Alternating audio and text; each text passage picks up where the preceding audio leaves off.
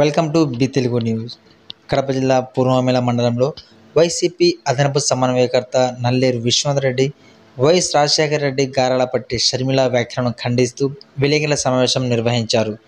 ఈ సందర్భంగా నల్లేరు విశ్వనాథరెడ్డి మాట్లాడుతూ, బద్వేల్ నియోజకవర్గంలో షర్మిల పర్యటిస్తూ కోమాలో ఉన్న తన కాంగ్రెస్ పార్టీ గురించి మాట్లాడకుండా అవినాష్ రెడ్డి వివేకానందరెడ్డిని చంపాడంటూ ప్రచారం చేయడం సరైనది కాదని తీవ్రంగా ఖండించారు. అవినాష్ రెడ్డి నిర్దోష అన్న నిజాలు కోర్టులు నిర్ధారిస్తాయని, ఆంధ్ర రాష్ట్రాన్ని సర్వనాశనం చేసింది కాంగ్రెస్ పార్టీనే అంటూ మండిపడ్డారు. ఏది ఏమైనా ఎన్ని పార్టీలు జతకట్టినా మళ్లీ సీఎంగా జగన్మోహన్ రెడ్డి, ఎంపీగా అవినాష్ రెడ్డిలు అత్యధిక మెజార్టీతో గెలుస్తారని ధీమా వ్యక్తం చేశారు.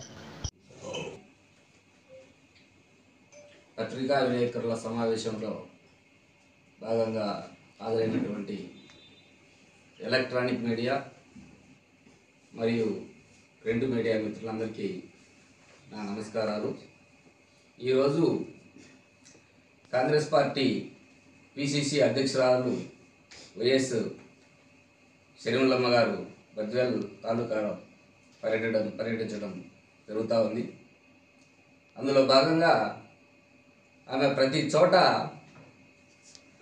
కాంగ్రెస్ పార్టీ గురించి, కాంగ్రెస్ పార్టీ చేయబోయే కార్యక్రమాల గురించి, జరగబోయే అభివృద్ధిని గురించి చెప్పకుండా ప్రతి చోట ఫస్ట్ మీటింగ్లోనే ఫస్ట్ అటాకే వైఎస్ వివేకానంద రెడ్డిని చంపింది అంతకులు అవినాష్ రెడ్డి గారే, భాస్కర్ రెడ్డి గారే అని చెప్పడం ఎంతవరకు సమంజసం? దీన్ని నేను పూర్తిగా వ్యతిరేకిస్తున్నాను. ఎందుకంటే భారతదేశంలో చట్టాలున్నాయి, న్యాయ వ్యవస్థ ఉంది. ఏమీ నిర్ధారణ కాకముందే డైరెక్ట్గా ఆ విధంగా చెప్పడం ఆమెకు భావ్యం కాదు. రాష్ట్రాన్ని అడ్డగోలుగా, నిరాధారంగా, అన్యాయంగా విడగొట్టడం చాలా బాధాకరమైన విషయం. ఎందుకంటే ఈరోజు రాష్ట్రం ఈ దుస్థితికి దిగజారిపోయింది అంటే కేవలము కాంగ్రెస్ పార్టీ తీసుకున్న నిర్ణయమే. ఈరోజు ఆమె అంటా ఉంది రాజధాని లేదు అని చెప్పి. రాజధాని లేకుండా చేసిందే కాంగ్రెస్ పార్టీ.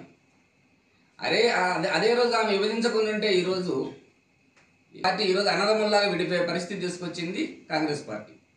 కాబట్టి ఈ విషయాన్ని మేము ఆమె చెప్పిన విషయాన్ని తీవ్రంగా ఖండిస్తున్నాం.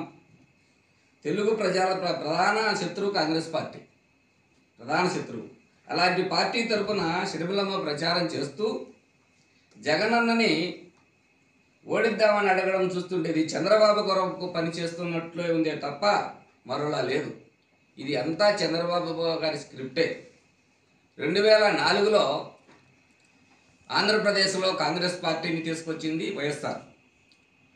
అదేవిధంగా 2004 యూపీఏ గవర్నమెంట్ను తీసుకొచ్చింది కూడా వైఎస్ఆర్. ఆయన చనిపోయిన తర్వాత ఎఫ్ఐఆర్లో ఆయన పేరును కూడా చేర్చింది కూడా కాంగ్రెస్ పార్టీ. చాలా బాధాకరం. అదే రాజీవ్ గాంధీ గారు బోఫార్స్ కేసులో ఉన్నప్పుడు ఆయన చనిపోయినాడని చెప్పి ఆయన ఎఫ్ఐఆర్లో నుంచి ఆయన పేరు తొలగించడం కూడా జరిగింది. ఆ పని కాంగ్రెస్ పార్టీ ఆయన చనిపోయిన తర్వాత దివంగత ముఖ్యమంత్రి గారి పేరును ఎందుకు తీసేయలేదు? కనీసం అప్పటి నుంచి ఇప్పటి వరకైనా ఆ పార్టీ ఏ రోజైనా కూడా ఎప్పుడైనా నివాళులు అర్పించిందా అని నేను అడుగుతున్నా ఒకటే మాట. తర్వాత ఇకపోతే కేవలం ప్రజాశ్రేయస్సు, అభివృద్ధి తన అజెండాగా చేసుకొని పనిచేస్తున్న మన అవినాష్ రెడ్డి గారిని ఇలా నిందించడం ఆమెకు మంచి పద్ధతి కాదు. ప్రజానేత, స్నేహశీలి, మృదు స్వభావి, అజాత శత్రువు అయినటువంటి మన అవినాష్ రెడ్డి అనే యొక్క వ్యక్తిత్వాన్ని హరణ చేయడం ఆమె స్థాయికి తగదు. ఆయన మరి ఎలాంటి వారో మన జిల్లా ప్రజలందరికీ కూడా తెలుసు. ఆయన అతి త్వరలో కడిగిన ఆదిముత్యంలా నిజాయితీగా బయటకు వస్తాడని నేను నమ్ముతున్నాను. బద్వేల్ తాలూకాలో ప్రస్తుత పరిస్థితుల్లో మన కాన్స్టిట్యూన్స్ పరిధి చూసుకుంటే రాజన్న బిడ్డగా ఆమె వస్తే వేలాది మంది కార్యకర్తలు విసిగ్గా వేస్తే దూరనంత జనం ఉండేవాళ్ళు. అప్పట్లో రాజశేఖర రెడ్డి ఫ్యామిలీ అంటే ఈరోజు పరిస్థితి చూస్తే అన్ని మీటింగులలో కూడా ఎక్కడ చూసినా కూడా 200, 300 పరిస్థితి డబ్బులు ఇచ్చి తొలగొచ్చే పరిస్థితి అయింది. ఇలాంటి సందర్భంలో రేపు 13 జరగబోయే ఎన్నికలలో కనీసం వాళ్ళు బద్వేల్ తాలూకాలో ఏజెంట్లు కూడా కూర్చోలేని పరిస్థితి. కేవలం ఇంతకుముందు